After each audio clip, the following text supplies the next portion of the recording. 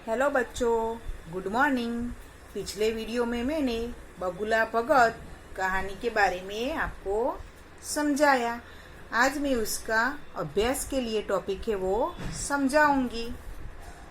तो सबसे पहले है मौखिक, उसमें 1 नंबर श्रुत लेख एवं उच्चारण अभ्यास।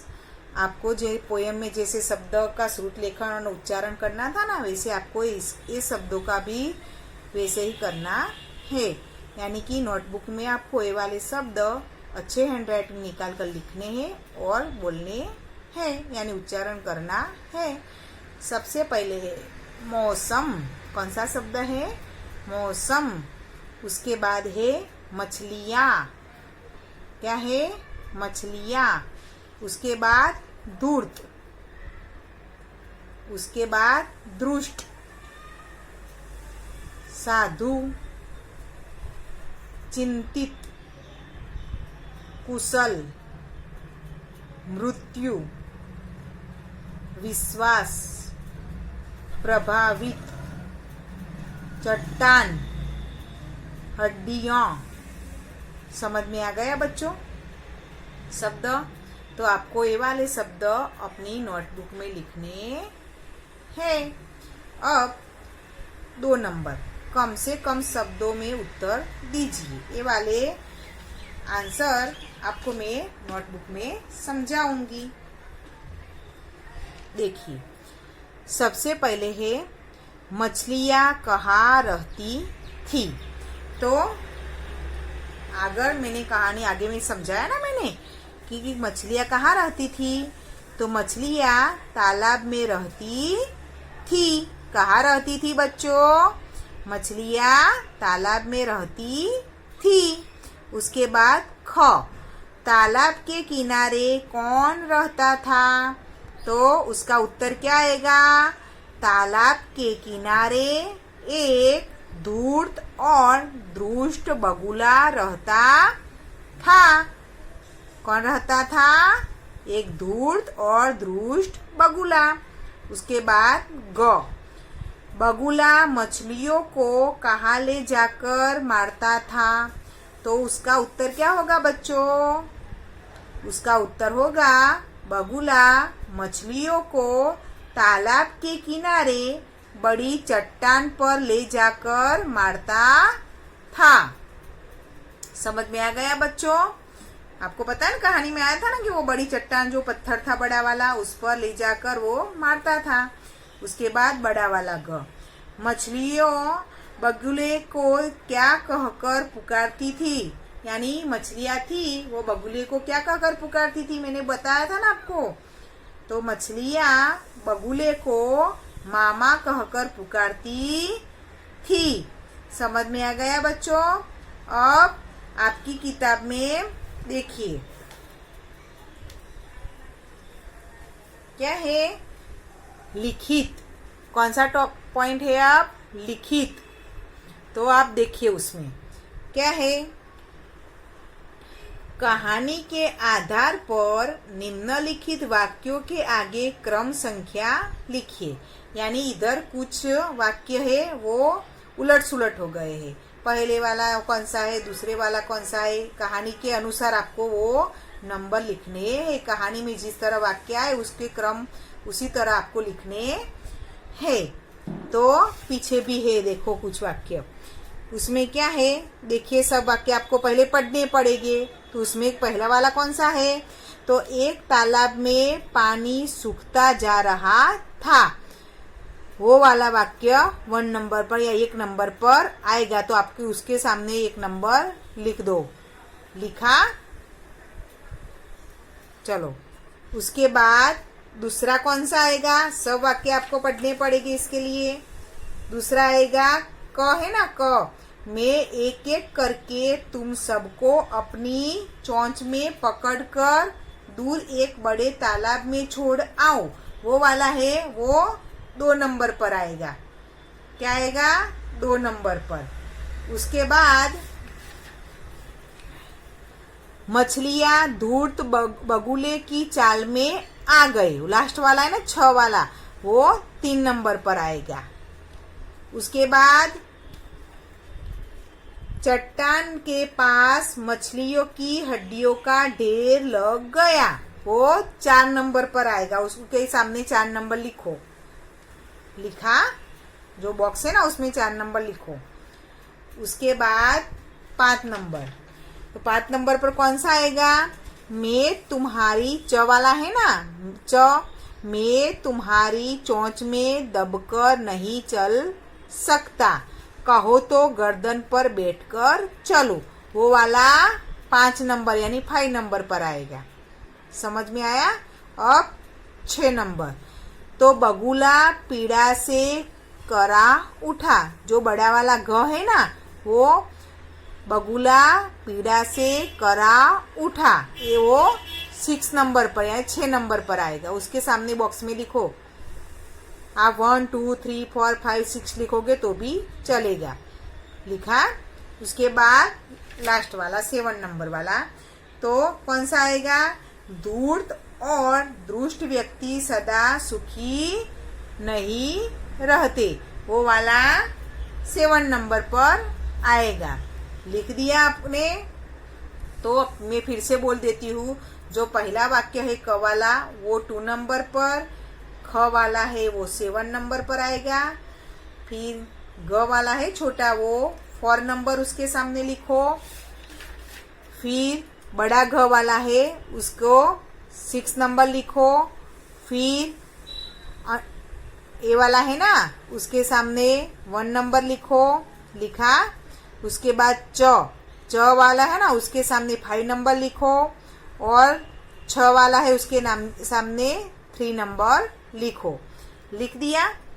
चलो बच्चों, अब उसके बाद है निम्नलिखित प्रश्नों के उत्तर लिखिए। अब ये दूसरे वाले ये क्वेश्चन आंसर है, वो मैं आपको नोटबुक में फिर से समझाऊंगी। तो इधर देखिए, ये मौखिक के क्वेश्चन आंसर थे। अब प्रश्नों के उत्तर थे। अब क्वेश्चन नंबर 2, ये भी क्वेश्चन नंबर 2 है, वो पीछे लिखित के है। तो निम्नलिखित प्रश्नों के उत्तर लिखिए। तो पहला क वाला, तो क वाला क्या है, कौन सा है? बगुला तालाब के किनारे किसका वेश बनाकर बैठा था और वह क्या सोच रहा था? यानी कि वो बगुला बैठा था ना तालाब के किनारे, तो किसका वेश बनाकर बैठा था? वेरी गुड, साधु का वेश। किसका? साधु का। वो साधु, बगुला तालाब के किनारे साधु का वेश बनाकर बैठा था। और वो क्या सोच रहा था? और तालाब की मछलियों से अपना पेट भरने का उपाय सोच रहा था। समझ में आया बच्चों? अब ख वाला, मृत्यु के मुख से बचने के लिए बगुले ने मछलियों को क्या उपाय बताया?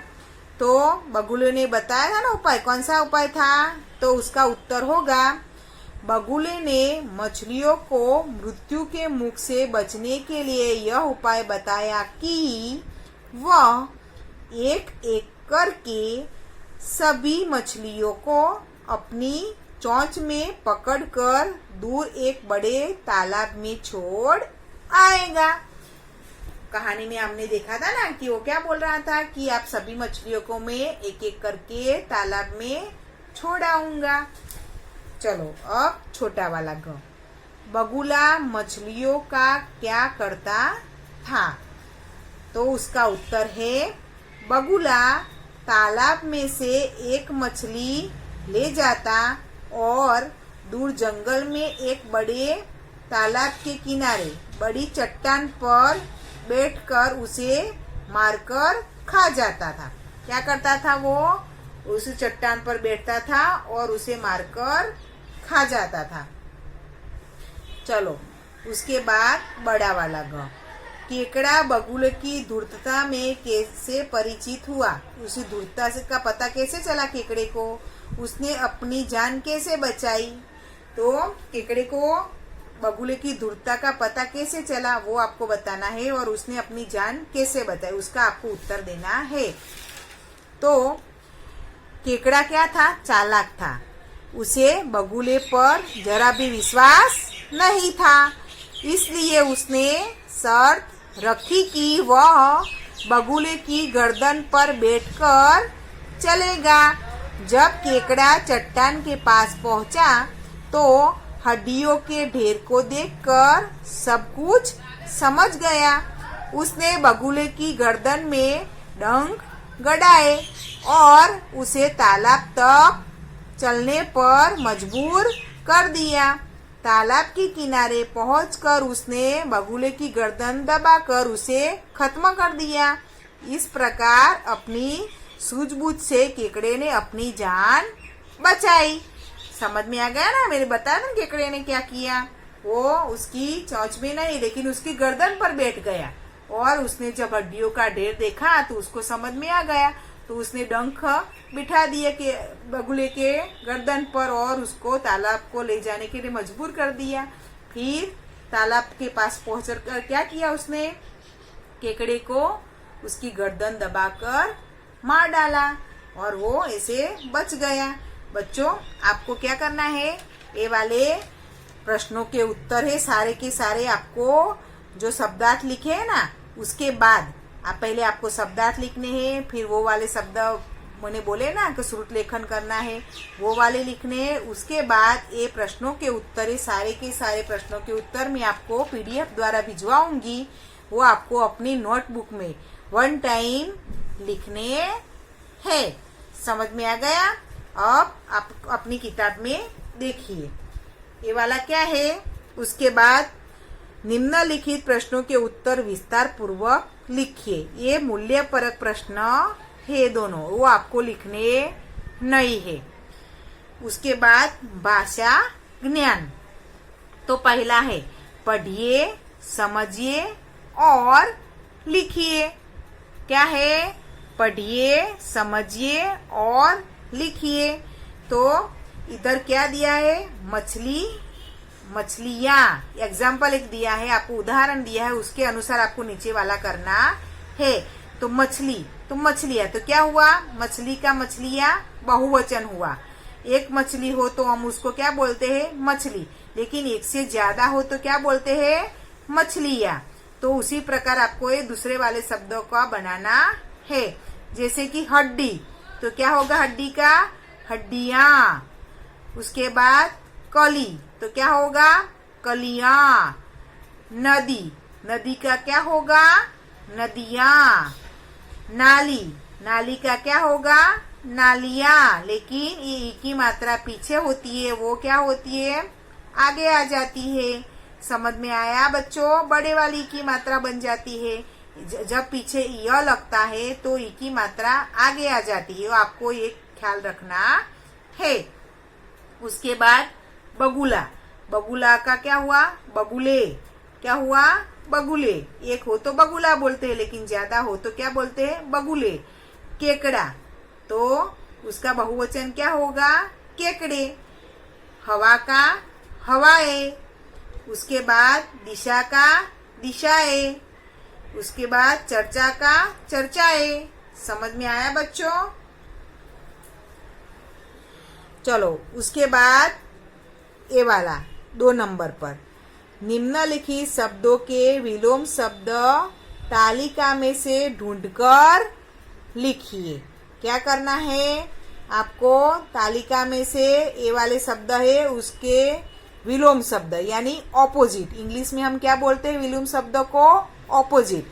तो आपको इस जो ऑप्शन दिए हैं उस तालिका यानी ये ऑप्शन दिए हैं उसमें से ढूंढकर लिखने हैं।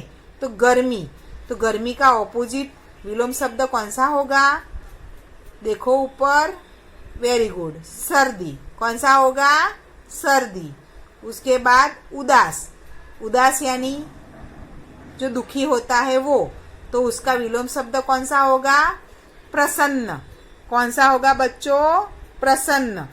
उसके बाद मृत्यु, क्या है? मृत्यु। तो मृत्यु का विलोम शब्द क्या है? जीवन होगा। तो क्या लिखना है आपको? जीवन। फिर भला, तो भला का विलोम शब्द क्या होगा? बुरा। उसके बाद दिन, दिन का तो आप सबको पता है क्या होगा विलोम शब्द? रात। फिर धीरे, धीरे का विलोम शब्द देखो ऊपर, कौन सा होगा? तेज। तो क्या होगा? तेज। उसके बाद दूर, दूर का विलोम शब्द कौन सा होगा? पास। कौन सा होगा बच्चों?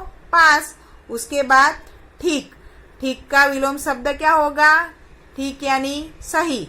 तो ये ठीक किस मायने में लिया है शब्द? सही के मायने में। तो क्या होगा विलोम शब्द? गलत। समझ में आ गया बच्चों?